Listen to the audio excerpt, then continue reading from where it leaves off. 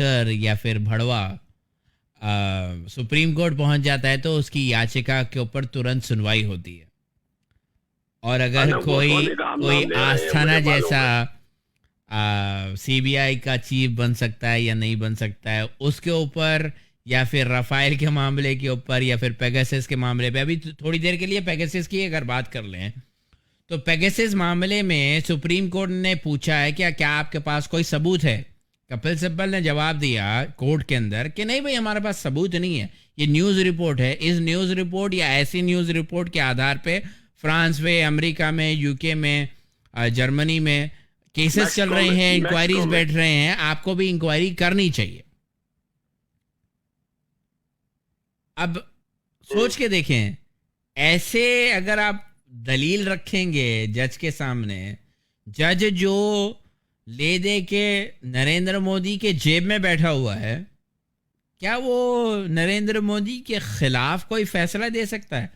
आप एक जजमेंट दिखा दो जो सरकार की नीतियों के खिलाफ हुआ हो। पिछले 7 सालों में ऐसा कोई जजमेंट नहीं आया है जो सरकार को गलत साबित करता हो। अटॉर्नी जनरल या सॉलिसिटर जनरल इंडिया के तुषार मेहता हो या उससे पहले वाले हो, ये ऐसी ऐसी चीजें हैं जज के सामने रखते हैं बंद लिफाफे में। क्या रखा है सामने वाले को पता नहीं, सरकार का पक्ष रख रहे हैं बंद लिफाफे में। सरकार जनता की है, जनता के सामने ही नहीं आ रहा कि पक्ष क्या था। वो अनसाइंड होता है, वो भी जो राफेल में हुआ जो अनसाइंड था उसी के ऊपर फैसला सुनवा दिया था गगोई ने। ऐसे ही है, अभी क्या कर सकते हैं बताएं, आप सोच के देखें। नरसिम्हा राव के शासन काल में चीफ जस्टिस ऑफ इंडिया ने ये कहा था सीबीआई हो और वो क्या ना बोलते सीबीडीटी हो तो सब डायरेक्ट मुझे रिपोर्ट करेंगे, कोई जरूरत सरकार के पास जाने की।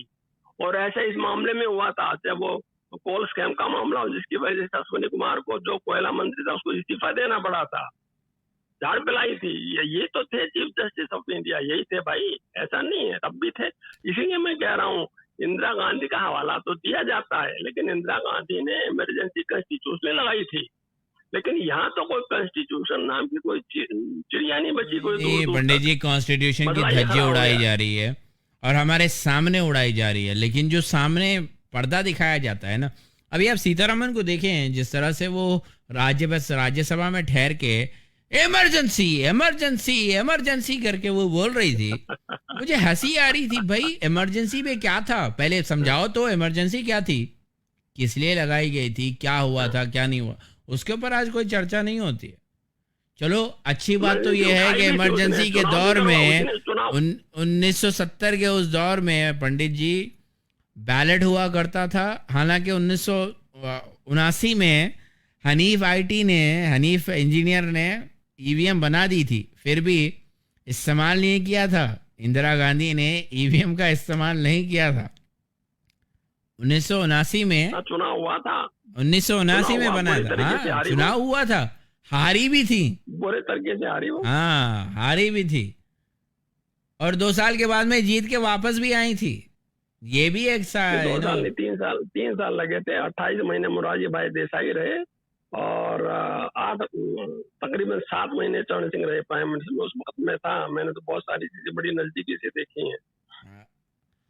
आज बोलो आप नरेंद्र मोदी को, हालांकि मैं कल बात हो रही थी नरेंद्र मोदी से तो नहीं, लेकिन उनके बहुत करीबी हैं, उनसे जो बात हो रही थी तो मैंने गाली दे के पूछा था, हराम खोर, अगर तुम अपने बाप की औलाद हो तो इस्तीफा दो और अपनी सीट से एक बार फिर चुनाव करा के ले लो। बोलता है कि दिमाग खराब हो गया है, अगर हम इस्तीफा देंगे तो हमारी औकात क्या है सबको पता चल जाएगी। इसलिए सैयद भाई मैंने कहा था हिंदुस्तान में वाहिद एक शख्स बचा है, हालांकि बैठे आप अमेरिका में हो, लेकिन आप ही एक हो। सारे जने देखो घूम फिर के एक ही बात कहते हैं, भाई आप ही हो, आप ही आशाई कान हो, आप ही टिमटमाते वो हो, क्योंकि यहाँ दोबारा से कॉन्स्टिट्यूशन बहाल कर सकता है, दोबारा से डेमोक्रेसी बहाल कर सकता है, दोबारा से लोगों को दास्तां से मुक्ति दिला सकता है। कोशिश कर रहे हैं पंडित जी। अगेन कोई है ही नहीं। कांग्रेस एक ग्रैंड ओल्ड पार्टी होने के नाते कांग्रेस को चाहिए कि लोगों के। मैं वेट कर रहा हूँ आपके मैसेज का। इंशाल्लाह पंडित जी 25-26 को मैं आपको कॉल करूंगा, तफसील से बात